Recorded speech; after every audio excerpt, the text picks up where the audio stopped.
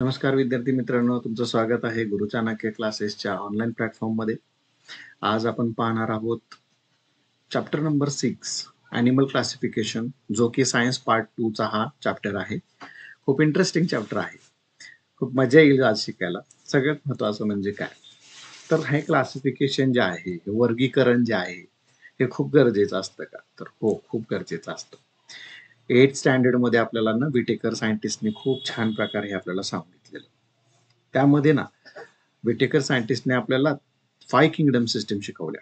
त्याच्यामध्ये पहिला kingdom system कोणता आहे बघा. पहिला kingdom kingdom Monera. Number 2 kingdom Protista. Number 3 kingdom Animalia. Number 4 kingdom Plantae and number 5 kingdom fungi. तर असे 5 किंगडम सिस्टम्स विटेकरांनी सांगितले आपल्याला. ॲनिमल क्लासिफिकेशनचं पण त्यांनी खूप सारे डिटर्मिनेशन दिली. परंतु त्यांची डिटर्मिनेशन ही फक्त मल्टीसेल्युलर ऑर्गॅनिझम पर्यंत होती. त्यांनी युनिसेल्युलर ऑर्गॅनिझमची कोणतीही डिटर्मिनेशन दिली नाही, आयडेंटिफिकेशन दिली नाही.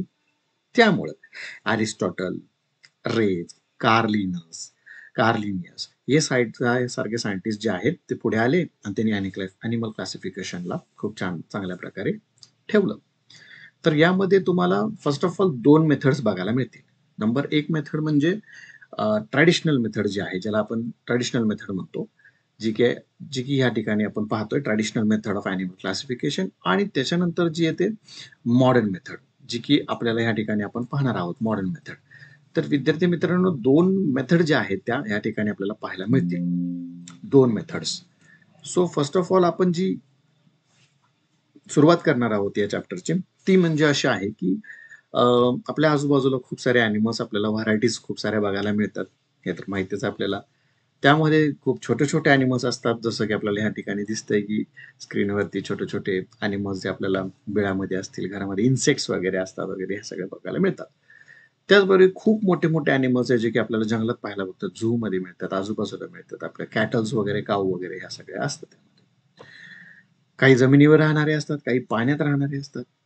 क्राउल करणारे, स्विम करणारे, फ्लाय करणारे, ज्यांना स्केल्स असतात, फिदर्स असतात, हेअर्स असतात.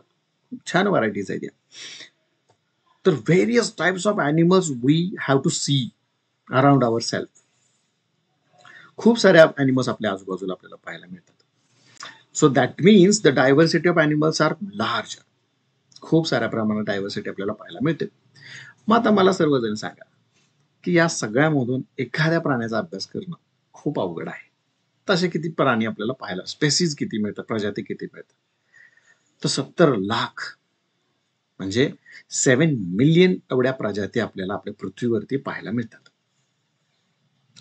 मग त्यापैकी एखाद्या स्पेसीजचा जर स्टडी करायचा आपल्याला, समजा लिझार्डचा सगळं, तर लिझार्डचा अभ्यास करण्यासाठी आपल्याला जर पर्टिक्युलर जर जायचं असेल तर खूप इम्पॉसिबल आहे या गोष्टी. एवढ्या सगळ्या 70 लाख प्रजातींचा आढावा घेत घेत एका प्राण्यापर्यंत पोहोचणं खूप अवघड आहे. त्यामुळं शास्त्रज्ञांनी, सायंटिस्टनी क्लासिफिकेशन करण्यासाठी ग्रुप्स अँड सब ग्रुपचं डिव्हायडेशन केलं, प्रयत्न केला, बनवले. हे ग्रुप्स आणि हे सब ग्रुप जे आहेत, याचा जो बेस होता, ग्रुप्स कोणत्या बेसवरती बनवले, तर बाबांनो सिमिलॅरिटी, साम्यता. ज्यांच्यामध्ये साम्यता दिसते ते प्राणी एका गटामध्ये, एका ग्रुपमध्ये. ज्यांच्यामध्ये विषमता दिसते ते एका ग्रुपमध्ये. असे ग्रुप्स, सब ग्रुप्स डेव्हलप केले on the basis of the dissimilarities and similarities, which is called as animal classification. अशी याची क्लासिफिकेशनची डेफिनेशन होते. त्यामुळं आज आपण तिथून पुढे जे अरिस्टॉटल यांनी जे ट्रॅडिशनल मेथड आणि मॉडर्न मेथड जे आपल्याला सांगितलेले आहेत, त्या मेथड आपण पाहणार आहोत. खूप चांगल्या प्रकारे सगळ्यांनी प्रतिसाद द्यायचा आहे. सगळ्यांनी ध्यानपूर्वक सगळ्यांनी व्हिडिओ पाहायचा आहे. व्हिडिओ पाहत पाहत रेकॉर्ड करायचं. आपल्या हातामध्ये नोटबुक आणि पेन्सिल, पेन हवाय. जे काय महत्वाचं वाटतंय ते लिहून घ्यायचंय. पॉज करून माघारी घेऊन सुद्धा तुम्ही चेकआउट करू शकता. तर पाहूया आपण. तर सर्वप्रथम आपण ट्रॅडिशनल मेथड बघणार आहे. त्याच्यासाठी काय छोट्याशा बेसिक्स आहेत. त्या बेसिक्स आपण जो पाहतोय यामध्ये पहा जरा, एम्ब्रिओ पाहतो आपण. हा जो पार्ट आहे सगळा, हा एम्ब्रिओ आहे. हा जो पार्ट आहे हा एम्ब्रिओ आहे. विद्यार्थ्यांनो, एम्ब्रिओ काय असतं? सर्वप्रथम एम्ब्रिओ काय असतं हे खूप माहित करून घेणं खूप गरजेचं आहे. तर एम्ब्रिओ हा जो भाग असतो, हा आपला या ठिकाणी हा आहे ओव्हिडक्ट आणि हा झाला युटेरस. ओके. स्पर्म्स या ठिकाणी अशा प्रकारे स्पर्म्स काय करतात, स्पर्म्स काय करतात या ठिकाणी येतात. हे स्पर्म्स या ठिकाणी जे ओव्हिडक्ट आहे त्याच्यामध्ये एग जे आहे, एग काय करत असतं या ठिकाणी, वेट करत असतं 1 डे साठी. आणि या ठिकाणी जे एग आहे त्या एगला ज्या वेळेला स्पर्म अटॅच होतो ह्यामध्ये, ह्या ठिकाणी पेनिट्रेट करतो, त्यावेळेला ह्या ठिकाणी ह्या दोघांचं फर्टिलायझेशन होतं.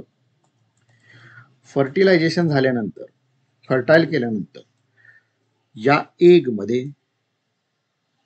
जे पहिल्यांदा 2n गॅमेट्स असलेलं, 2n गॅमेट्स असलेली ही जी सेल डेव्हलप होते, ही जी सेल डेव्हलप होते याला आपण काय म्हणतो, झायगोट म्हणतो. याला काय म्हणतो आपण, झायगोट. आणि हे झायगोट जेव्हा डेव्हलपमेंट होऊन याच्या एका सेलमध्ये हजारो सेलचे काय होते, ग्रोथ होते मायटोटिक डिव्हिजन. या मायटोटिक डिव्हिजनने तयार झालेल्या या सेलला आपण या ठिकाणी एम्ब्रियो म्हणतो. काय म्हणतो बाळांनो, एम्ब्रियो. एम्ब्रियो. सो तुम्हाला सगळ्यांना समजलं असेल की एम्ब्रियो म्हणजे काय होईल. तर एम्ब्रियो म्हणजे एक्झॅक्टली तेच आहे जे आता आपण या ठिकाणी पाहतो. एम्ब्रियो जो आहे तो एम्ब्रियो आपल्या बॉर्न बेबीची जी अर्लिएस्ट स्टेज असते, म्हणजे जन्माला येणाऱ्या बाळाच्या आधीची जी पायरी आहे, पहिली स्टेज आहे ती एम्ब्रियो असते. तर ही एम्ब्रियो या ठिकाणी डेव्हलप झालेली एम्ब्रियो या ठिकाणी आपण पाहतोय. तर या एम्ब्रियो मध्ये आपल्याला काय पाहायला मिळते, विद्यार्थी मित्रांनो, काय काय पाहायला मिळते. तर सर्वप्रथम आपल्याला जे पाहायला मिळते ते म्हणजे या ठिकाणी असणारी ही या ठिकाणी असणारी ही जी ब्लू कलरची जी लाईन आहे ती, हा जो ब्लू कलरचा जो पॅटर्न दिसतो सर्वांना, तो ब्लू कलरचा पॅटर्न दुसरं तिसरं काही नाही, हे एक नर्व कॉर्ड आहे. ही नर्व कॉर्ड आहे आणि ही नर्व कॉर्ड भविष्यामध्ये डेव्हलप होऊन याच्यापासून काय बनते, नर्वस सिस्टीम आणि ब्रेन बनतो. त्याचबरोबर तुम्हाला रेड कलरची सुद्धा लाईन दिसेल, रेड कलरची लाईन दिसते. ही रेड कलरची जी लाईन आहे, ही रेड कलरची लाईन याला आपण म्हणतो नोटोकॉर्ड.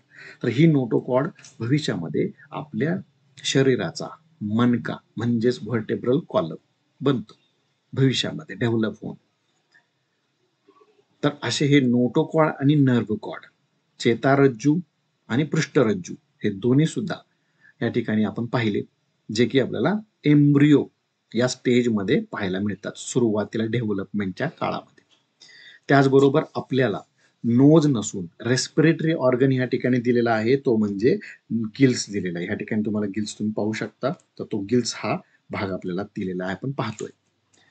तर हा झाला बेसिक पार्ट, जो की एम्ब्रियो जो आहे ते एम्ब्रियोवरून आपल्याला ह्या दोन गोष्टींचा अभ्यास करायला आपण पुढे वापरायचा आहे. अभ्यास नोटोकॉर्ड आणि नर्व्ह कॉर्ड.